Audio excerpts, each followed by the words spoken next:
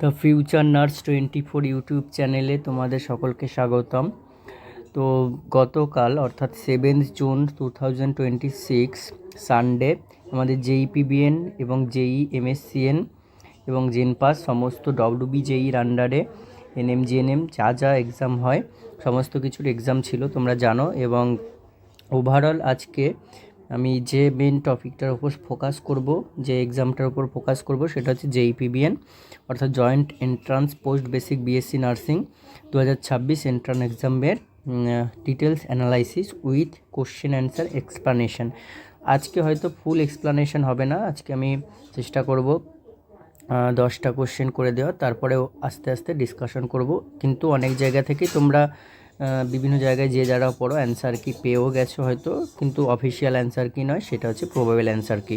তো এখানে আমি ডিটেলস অ্যানালাইসিস করে দিচ্ছি, দেখে নাও তোমরা একটু। এখানে আমাদের জেইপিবিএনের কিন্তু ওভারঅল কোশ্চেন আসে, যেটা প্রত্যেকটা ইয়ারের হয়ে থাকে। 2025 দেখো, 2024 দেখো, 21 দেখো, 22 দেখো, যাই দেখো না কেন, টোটাল নাম্বার অফ কোশ্চেন 100। এবং এই 100-এর মধ্যে প্রত্যেকটা কোশ্চেন কিন্তু 1 মার্কস করে ক্যারি করবে। তাহলে টোটাল নাম্বার অফ কোশ্চেন 100 হলে ইচ কোশ্চেন ক্যারি যদি 1 মার্ক করে, তাহলে আউট অফ আমাদের কতর মধ্যে এক্সাম হচ্ছে, 100-এর মধ্যে এক্সাম হচ্ছে। এইটুকু সবাই ওয়াকিবল রয়েছে। এবারে নেগেটিভ মার্কসিং যেটা কনসিস্ট করছে 1/4, ঠিক আছে। একটা ভুল হলে 1/4, 4টে ভুল হলে 1 নাম্বার কাটা যাবে। এবং ওভারঅল কোশ্চেন লেভেল আমরা যেহেতু আমাদের একটা কোচিং ইনস্টিটিউশন রয়েছে 360 নার্সিং একাডেমি, এবং সেখানের একজন মেন্টর, একজন এডুকেটর হিসেবে আমি রয়েছি। তো ওভারঅল কোশ্চেন লেভেল বলতে গেলে যা যা আমাদের স্টুডেন্ট যারা রয়েছে তাদের কাছে জিজ্ঞাসা করে আমরা এটুকুই জানতে পেরেছি, বা তাদের ওভারঅল কোশ্চেন্স লেভেল তারা যারা যারা এক্সাম দিয়েছে সবাই এইটুকুই বলেছে যে হার্ড লেভেল, মোটামুটি ম্যাক্সিমামেরই কাছে হার্ড লেভেল এসছে। এবং তারা তাদের স্ট্র্যাটেজি বলেছে কিভাবে টাইম ম্যানেজমেন্ট করা দরকার ছিল, কীরকম ফ্লুয়েন্টে তারা ম্যানেজ করেছে, সমস্ত কিছু এই ভিডিওতে বলবো, তাই স্কিপ না করে দেখবে। এবং চ্যানেলে নতুন হলে চ্যানেলটি সাবস্ক্রাইব করে রাখবে। দেখো এখানে ওভারঅল কোশ্চেন লেভেল ওদের বলাতে আমার মনে হয়েছে হার্ড, বা ওরা বলেছে হার্ড, কিন্তু ওভারঅল কিন্তু কোশ্চেন অ্যানালাইসিস যখন করতে গেলাম বা কোশ্চেন পেপারটা পুরো পড়া হলো, তখন কিন্তু দেখা হয়েছে মডারেট টু হার্ড লেভেল, ঠিক আছে। একদম খুবই হার্ড ছিল না, মডারেট টু হার্ড লেভেল একটা আমরা বলা যেতে পারে। বেশ, এরপরে সাবজেক্ট ওয়াইজ ওয়েটেজ কীরকম রয়েছে, মানে ম্যাক্সিমাম হচ্ছে যে সাবজেক্টটা থেকে কোশ্চেন আসে তোমরা জানো, মেজর সাবজেক্ট 5টার মধ্যে এমএসএন উইথ অ্যানাটমি, এটা আমাদের গ্রেড 2-র ক্ষেত্রেও 9টা কোশ্চেন কভার করেছিল, ঠিক সেই রকমই পোস্ট বেসিকের ক্ষেত্রেও কিন্তু 20 to 25% এটা কভার করেছে, ঠিক আছে। তারপরে ওভারঅল এর পরে আছে হচ্ছে কমিউনিটি থেকেও মোটামুটি 15 to 20% এসেছিলো ফর্ম থেকে। তারপরে রয়েছে এরপর ওবিজি থেকে রয়েছে, এবং তারপরে আদার যে মাইনর সাবজেক্টগুলো রয়েছে, ঠিক আছে। তো মাইনর সাবজেক্টগুলো এমন নয় যে তোমরা মাইনর সাবজেক্টগুলোকেও কভার করবে না, মাইনর সাবজেক্টগুলো পড়বে না, এরকম করলে কিন্তু ওভারঅল সব কটারই ওয়েটেজ মিলে তোমার কিন্তু সিলেকশন হবে। তাই প্রত্যেকটা সাবজেক্টের ওয়েটেজ অনুযায়ী তোমাকে কিন্তু খাটতে হবে, প্রত্যেকটা সাবজেক্টের উপরেই তোমাকে বেস করে পড়তে হবে। এবার এক্সপেক্টেড কাট অফস মার্ক, এটাই তোমরা এখন সবাই হচ্ছে আশাবাদী, এটাই তোমরা আশা করে আছো, মানে জানতে চাইছো যে এক্সপেক্টেড কাট অফ মার্কস কত হতে পারে। দেখো এখানে আমরা যেটাই বলি না কেন, তোমাকে এখান থেকে তুমি একরকম দেখতে পাবে, আদার তুমি যদি চ্যানেল ফলো করো সেখান থেকে একরকম দেখতে পাবে, কিন্তু এটা কিন্তু সবাই এক্সপেক্টেড বা প্রবাবেল কাট অফ মার্কস বলছে, কেউ অফিসিয়াল কাট অফ মার্কস কিন্তু এখন বলতে পারবে না, তুমি যে চ্যানেল থেকেই দেখো না কেন।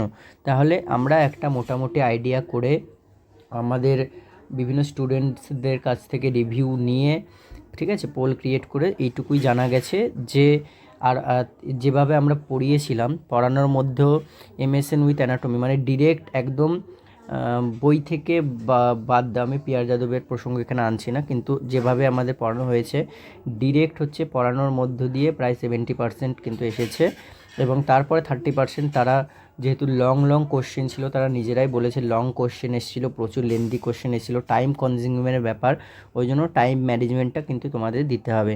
তো সেই অনুযায়ী যারা 70 স্কোরের মধ্যে রয়েছো বা 70 স্কোর থেকে গেছে বা 70+ হয়ে গেছো, তারা কিন্তু একটা সেফ জোনে রয়েছো, প্লাস ভেরি গুড স্কোর, তারা এক্সিলেন্ট বলতে পারি বা ভেরি গুড স্কোর ক্যারি করছো। এবং যারা 65+ পেয়ে রয়েছো, ঠিক আছে, 65+, 65 to 70-র মধ্যে পেয়ে আছো, তারাও একটা ভালো পজিশনে রয়েছো, গুড স্কোর জোনে রয়েছো। এবং যারা 60 to 64-এর মধ্যে আছো, তারা এখানে আমি কিন্তু ক্যাটেগরি ওয়াইজ বলছি না, এখানে আমি ওভারঅল বলছি। এবার ক্যাটেগরি যদি আমরা উল্লেখ করি ইউআরের ক্ষেত্রে, তো এটা অবশ্যই ভালো, আর অন্যান্য কাস্ট হলে তো তাদের কনফার্ম, ঠিক আছে। তো 60 to 64 মডারেট, এবং তাদের কিন্তু চান্সেস আছে, এবং আরও কিছুটা চান্সেস কমে যাচ্ছে, মানে আরও চান্সেস বলতে পারি আমরা থাকছে, প্রবাবিলিটি রয়েছে 50 to 60-র মধ্যে। এবং তার নিচে থাকলে তোমরা অবশ্যই দেখবে কত কি আসছে, কার কি মার্কস আসছে, কাট অফ কীরকম আসছে, সেই অনুযায়ী তোমরা কিন্তু হতাশা হবে না। এই কাট অফ দেখে এটা হচ্ছে আমাদের এক্সপেক্টেড। বেশ, ওভারঅল তাহলে আমরা একটা ওভারভিউ তোমাদের দিয়ে দিলাম যে কোশ্চেন প্যাটার্ন কীরকম থাকে, বা কত নাম্বারের পরীক্ষায় যারা হয়তো জানো না, বা কত মার্ক ইচ ক্যারি করে, বা কত নেগেটিভ থাকছে, ওভারঅল যেটা জানো না একটা ওভারভিউ দিয়ে দিলাম, এবং একটা এক্সপেক্টেড বা প্রবাবেল কাট অফ বলে দিলাম। সেটা কিন্তু নিয়ে কেউ চিন্তিত হবে না, বা কেউ ওটার ওপরে ফোকাস করবে না, ওটা কিন্তু এক্সপেক্টেড।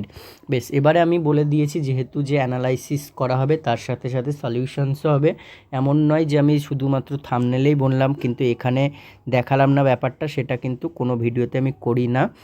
তো এই ভিডিওতেও সেটা করব না, কারণ এখানে আমরা এখন সলিউশন করব। এবং এই সেট, এটা কোন সেট, কটা কি সেট হয়েছে সেটা তোমরা একবার কমেন্ট করে জানাবে যে কটা সেটের পরীক্ষা হয়েছে। এবং এখানেও লেখা রয়েছে দেখো, ক্যারি করছে 1 মার্ক করে, এবং একটা অপশনই কারেক্ট থাকছে, এবং নেগেটিভ মার্কিং থাকছে 1/4। এবার এখানে আমরা আসছি, আমি কিছু টাস্কও বা মানে কিছু কোয়ারি তোমাদের রেখে দেবো, তোমরা কমেন্ট সেকশানে জানাবে, তাহলে আমি বুঝতে পারবো তোমরা ভিডিওটা ফলো করছো কিনা, বা ভিডিও প্রতিনিয়ত দেখো কিনা। বেশ, এবারে আমরা তাহলে আজকের প্রথম এই কোশ্চেনে, এই সেটের প্রথম কোশ্চেনে চলে যাই। দ্যাট ইজ, এটা দেখো MSN থেকে, মেডিকেল সার্জিক্যাল নার্সিং থেকে এসছে। Secretin and cholecystokinin are secreted in which part of the intestine. তাহলে এখানে কিন্তু ইন্টেস্টাইন ডিরেক্ট বলেই দিয়েছে তোমাকে, এখানে কোশ্চেন ঘুরিয়ে কোন অর্গান থেকে সিক্রেটেড হয় সেটাও বলতে পারতো, বিভিন্ন অপশন দিয়ে দিত। এখানে কিন্তু ইন্টেস্টাইনের কোন পার্ট থেকে হয় সেটা জানতে চেয়েছে। তো এখানে ইন্টেস্টাইন আমাদের দু রকম রয়েছে, একটা স্মল ইন্টেস্টাইন এবং একটা লার্জ ইন্টেস্টাইন। স্মল ইন্টেস্টাইনের কী কী পার্ট হয়? স্মল ইন্টেস্টাইন হচ্ছে পুরো স্টোমাকের পরবর্তী পার্ট হচ্ছে স্মল ইন্টেস্টাইন। এবং স্মল ইন্টেস্টাইন লার্জ ইন্টেস্টাইনের মধ্যে লার্জ কথাটা মানে লার্জ মানে বড়, কিন্তু ওটা কিন্তু আমাদের লেন্থে বড় নয়, লেন্থে বড় হচ্ছে স্মল ইন্টেস্টাইন। এবং এই স্মল ইন্টেস্টাইনের তিনটে আবার সাব পার্ট রয়েছে। ফার্স্ট অফ অল, স্মল ইন্টেস্টাইনের ফার্স্ট পার্ট হচ্ছে ডিওডেনাম, সেকেন্ড পার্ট হচ্ছে জেজুনাম, এবং থার্ড পার্ট হচ্ছে ইলিয়াম। এবং এই যে ফার্স্ট পার্ট ডিওডেনাম পার্ট, যেটা হচ্ছে একটা কার্ভড বা সি শেপড বলতে পারি আমরা, সি শেপড বা কার্ভ সাব পার্ট। এবং সেখানে দুটো সেলস পাওয়া যাচ্ছে, একটা এস সেলস এবং একটা আই সেলস। এবং এস ফর সিক্রেটিন, তো এস সেলস থেকে মনে রাখবে সিক্রেটিন সিক্রেট হবে, এবং আই সেলস থেকে কোলেসিস্টোকাইনিন বা যেটাকে বলা হয় সিসিকে, কোলেসিস্টোকাইনিন সিক্রেটেড হবে, ঠিক আছে। এবং স্মল ইন্টেস্টাইনের তাহলে কোন পার্ট থেকে হচ্ছে, ওখানে ইন্টেস্টাইন বলা রয়েছে, স্মল ইন্টেস্টাইনও বলা ছিল না, কিন্তু ইন্টেস্টাইনের স্মল ইন্টেস্টাইন পার্টের ডিওডেনাম থেকে কিন্তু সিক্রেটিন এবং কোলেসিস্টোকাইনিন সিক্রেটেড হয়। এবং এই সিক্রেটিন কি কাজ করে, এটা কিন্তু প্যানক্রিয়াস এবং তার সাথে সাথে লিভার, এবং এই প্যানক্রিয়াস এবং লিভারকে স্টিমুলেট করে, কিসের জন্য না, বাইকার্বনেট প্লাস তার সাথে সাথে নিউট্রালাইজ অ্যাসিড করতে কিন্তু এদেরকে রিলিজ করতে স্টিমুলেট করবে। এবং কোলেসিস্টোকাইনিন কি করবে দেখো, গল ব্লাডারকে স্টিমুলেট করবে, কিসের জন্য, কন্ট্র্যাক্ট হওয়ার জন্য। এবং প্যানক্রিয়াসকে কী করবে, প্যানক্রিয়াসকেও স্টিমুলেট করবে ডাইজেস্টিভ এনজাইমগুলোকে রিলিজ করার জন্য। তাহলে এই দুটোর ফাংশনও আমরা এখানে পড়ে নিলাম। ওভারঅল এই রকম করে কিন্তু তোমরা একটার সাথে একটা অ্যাসোসিয়েটেড করে পড়ে নিলে কিন্তু খুব ভালোভাবে বুঝতে পারবে। তো এখানে আমরা ডিওডেনাম পার্ট থেকে এস সেল আই সেল থেকে সিক্রেটিন কোলেসিস্টোকাইনিন পেলাম। বেশ, এরপরে স্মল ইন্টেস্টাইন ছাড়া আর একটা ইন্টেস্টাইন রয়েছে লার্জ ইন্টেস্টাইন। তো সেই লার্জ ইন্টেস্টাইনের কী কী সাব পার্ট আছে সেটা তোমরা কমেন্ট সেকশানে জানাবে। লার্জ ইন্টেস্টাইনের কী কী সাব পার্ট রয়েছে। বেশ, পরবর্তী কোশ্চেন আমরা তাহলে এখানে অ্যান্সার কি, আমরা অ্যান্সারটা একটু বলে দেখো। পাইলোরিক তোমরা এলিমিনেশন করেও করতে পারতে, পাইলোরিক রিজন স্টোম্যাকে রয়েছে, হবে না। ইসোফেগাসও ইন্টেস্টাইনের পার্ট হবে না। তাহলে ইলিয়াম একটা ইন্টেস্টাইনের পার্ট এবং ডিওডেনাম, তার মধ্যে কারেক্ট অ্যান্সার কী হয়ে যাবে, এটা হচ্ছে ডিওডেনাম ইজ কারেক্ট অ্যান্সার, ঠিক আছে। এরপরে question number 2, which of the following was historical explanation of psychopathology. Psychopathology হচ্ছে এটাও একটা মানে কি কন্ডিশন আমরাও জানি, বলতে পারি প্যাথোলজি যেখানে রয়েছে প্যাথোলজিক্যাল কন্ডিশন। তো এখানে মেনলি হচ্ছে এটা দেখো একটা হিস্ট্রিক্যাল অ্যাবনর্মাল বিহেভিয়ার। তাহলে প্যাথোলজিক্যাল কন্ডিশন মানে কোনো অ্যাবনর্মালিটি আসবে, কিন্তু এখানে হিস্ট্রিক্যালি অ্যাবনর্মাল বিহেভিয়ারকে কী করা হচ্ছে, ওফেন ওয়াজ attributed two super natural causes, ঠিক আছে। কিছু কিছু সুপার ন্যাচারাল কজেসের দ্বারা হচ্ছে কি করা হয়, এটাকে ব্যাখ্যা করা হতো। যেমন একটা বলছে কি ডিমোনিক পজেশনের সাহায্যে এটাকে ব্যাখ্যা করা হতে পারে, এবং এই ডিমোনিক পজেশনটাই হচ্ছে আমাদের উইচ ক্র্যাফট। এটা কি, এটাই হচ্ছে উইচ ক্র্যাফট, ঠিক আছে। তাহলে এইটাই কিন্তু ওখানে দেখবে অপশনে ছিল উইচ ক্র্যাফট। তাহলে এখানে কারেক্ট অ্যান্সার আমাদের কি হয়ে যাবে, যারা উইচ ক্র্যাফট করেছো তারা কিন্তু ঠিক করে এসছো, উইচ ক্র্যাফট। পরবর্তী আমাদের কোশ্চেনে চলে যায়। Question number 3, bacterial cells divide by which of the following process. Bacterial cell কোন প্রসেসের দ্বারা, এখানে বার্ডিং, বাইনারি ফিশন, স্পোর্টস এবং সেক্সুয়াল রিপ্রোডাকশন। তো এখানে ওভারঅল আমরা যদি একটু ডিভিশন অফ সেলস নিয়ে দেখি তাহলে চারটে অপশনই অ্যানালাইসিস করে দিচ্ছি। একটা রয়েছে বার্ডিং, যেটা ইস্ট বা হাইড্রা সেল ডিভাইড করে, বাইনারি ফিশন যেটা অ্যাসেক্সুয়াল রিপ্রোডাকশনের ফর্ম, এবং এখানে একটা সিঙ্গেল প্যারেন্ট সেল কী করছে, একটা সিঙ্গেল প্যারেন্ট সেল, সেখান থেকে 2 আইডেন্টিক্যাল ডটার সেলস ফরমেশন হচ্ছে। এখানে একটা ডটার সেল এবং এখানে একটা daughter cell single parent cell থেকে হচ্ছে। যেমন ব্যাকটেরিয়াল সেলস কিন্তু এইভাবে ডিভাইড করে। স্পোর্টস কী করে, ওফেন ইউজড ফর সার্ভাইভালের জন্য ইউজড করা হয়, এবং সেক্সুয়াল রিপ্রোডাকশন যেটা হচ্ছে আমাদের 2 প্যারেন্ট সেলস ইনভলভ হয়। তাহলে এখানে ওভারঅল আমরা যে অ্যান্সারটা পেয়ে যাব, দেখো এটা হচ্ছে ব্যাকটেরিয়াল সেলস বাইনারি ফিশনসের সাহায্যে ডিভাইড হবে। পরবর্তী question number 4, which of the following is an informal means of social control. এখানে হাইলাইট কী করতে হবে তোমাকে, ইনফর্মাল মিনস, সোশ্যাল কন্ট্রোলের ইনফর্মাল মিনস কোনটা। তাহলে সোশ্যাল কন্ট্রোল বলতে তোমরা আশা করি ব্যাপারটা জানো, এবং এটা এসছে কোথা থেকে, সোশিওলজি থেকে, ঠিক আছে। সোশিওলজি সোশ্যাল কন্ট্রোল পার্ট থেকে। সোশ্যাল কন্ট্রোল একটা আমরা ধরতে পারি হচ্ছে ফর্মাল, ঠিক আছে, একটা হতে পারে ফর্মাল এবং আর একটা হতে পারে কি ইনফর্মাল। এবং ফর্মাল এবং ইনফর্মালের মধ্যে ফর্মাল কোনগুলো হয়ে থাকে, যেগুলো একদম হচ্ছে তোমার ল, পুলিশ, ঠিক আছে, পলিটিক্যাল পার্টি বা ট্রেড ইউনিয়নস, এগুলো সমস্ত কিছু হয়ে যাবে কি আমাদের ফর্মাল সোশ্যাল কন্ট্রোলের আন্ডারে।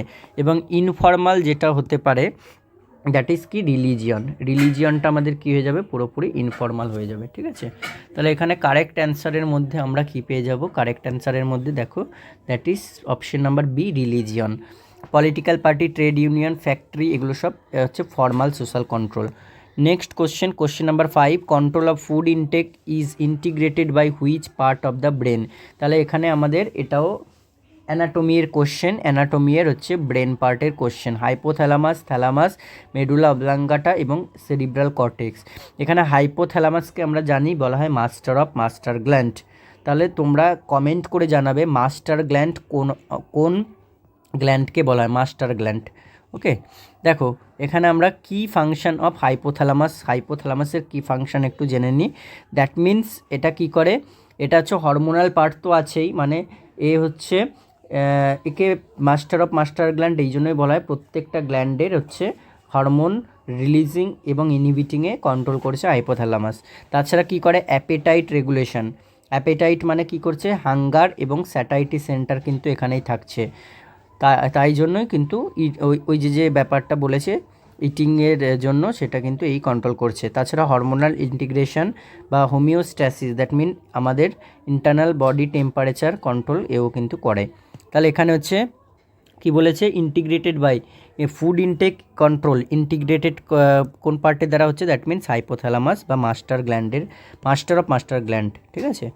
Question number 6, behaviour modification is an example of which of the following treatment methods, কি বলেছে, বিহেভিয়ার মডিফিকেশান। তাহলে বিহেভিয়ার মডিফিকেশান বলতে আমরা কী বুঝি সেটা একটু জানতে হবে। দেখো, বিহেভিয়ার আমরা যে আচরণ করছি, এটা সাইকোলজির কোশ্চেন, ঠিক আছে, বা সাইকিয়াট্রিকের কোশ্চেন বলতে পারো। তো একটা কন্ডিশনিং সিস্টেম আছে অপারেটিং, আর একটা আছে আমাদের নন অপারেটিং। তো অপারেন্ট কন্ডিশনিং যেটা, সেটা মানে এখানে আমাদের বিহেভিয়ার মডিফাই কি কোন কন্ডিশনিংয়ের মাধ্যমে করতে পারে, সেটা হচ্ছে প্রিন্সিপাল অফ অপারেন্ট কন্ডিশনিং, ঠিক আছে। Therapeutic approach based on principal of operant conditioning, সেটা হচ্ছে আমাদের বিহেভিয়ার মডিফিকেশনের আন্ডারে আসে। এবং এর মেন গোল কি, মোটো কি গোল হচ্ছে আমাদের যে ম্যাল অ্যাডাপটিভ বিহেভিয়ার যেগুলো থাকে, তোমরা সাইকোলজিতে পড়েছিলে বা সাইকিয়াট্রিকে পড়েছো, যেগুলো ডিজাইরেবল নয়, ঠিক আছে, যেগুলো সোসাইটি আমাদের সোশ্যাল এর পক্ষে ডিজাইরেবল নয়, সেটা হচ্ছে কি ম্যাল অ্যাডাপটিভ বিহেভিয়ার। এই ম্যাল অ্যাডাপটিভ বিহেভিয়ারগুলোকে রিপ্লেস করতে হবে অ্যাডাপটিভ বিহেভিয়ারের সাহায্যে, ডিজাইরেবল বিহেভিয়ারের সাহায্যে, এবং তার সাথে মোর পজিটিভ আরও ফাংশনাল ওয়ান্স তার সাথে হচ্ছে আমাদের যে ইমোশনস, এগুলোকে কন্ট্রোল করতে হবে। তাহলে এখানে আমাদের কারেক্ট অ্যান্সার কী হয়ে যাবে, দেখো, enabling the individual to unlearn maladaptive behaviours and emotion. তাহলে কোনো একটা ইন্ডিভিজুয়াল, তাকে ইনাবেল করে তুলতে হবে ম্যালাডাপটিভ বিহেভিয়ারগুলো যেন না শেখে, এবং সেই ধরনের ইমোশনসগুলো যেন না শেখে।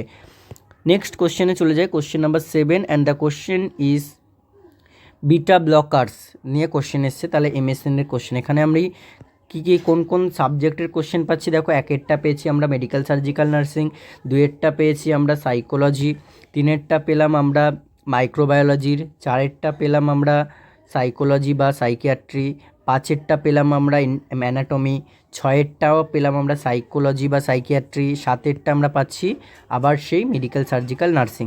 তাহলে বিটা ব্লকার একটা গ্রুপ অফ ড্রাগস, যেখানে কোশ্চেনটা ভালো করে পড়বে, এই যে এক্সেপ্ট কথাটা রয়েছে, ঠিক আছে। Beta blockers are used in all except, এখানে অনেকের কনফিউশন রয়েছে গ্লকোমা নিয়ে, আর অনেকের কনফিউশন রয়েছে ভ্যারিয়েন্ট অ্যানজাইনা নিয়ে, কারণ মাইল্ড হাইপারটেনশন এবং থাইরোটক্সিকোসিসে বিটা ব্লকার ইউজ করা হয়, তোমরা জানো।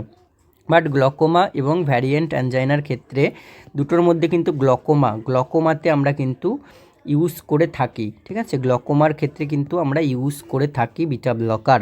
তাহলে এটা কিন্তু অ্যান্সার হবে না। দেখো, গ্লকোমাতে ইউজ করা হয় যেমন টিমোলল এরকম বলে একটা রয়েছে। তারপর থাইরোটক্সিকোসিসে তো হচ্ছেই, মাইল্ড হাইপারটেনশনে বিপিটাকে কন্ট্রোল করার জন্য। তো মেনলি ভ্যারিয়েন্ট অ্যানজাইনা, এই ভ্যারিয়েন্ট অ্যানজাইনার ক্ষেত্রে কি করা হয় বলো তো, ভ্যারিয়েন্ট অ্যানজাইনার ক্ষেত্রে ক্যালসিয়াম চ্যানেল ব্লকার ইউজ করা হয়ে থাকে, ক্যালসিয়াম চ্যানেল ব্লকার্স ইউজ করা হয়ে থাকে, এটাই কিন্তু প্রেফারেবল ড্রাগস মেনলি।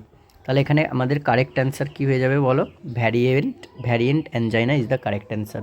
নেক্সট চলে যাই আমরা question number 8, and the question is a purulent exudates, যেটাকে কী বলে pus, is generally characterised by the presence of purulent exudates কিসের ক্যারেক্টারিস্টিক্স।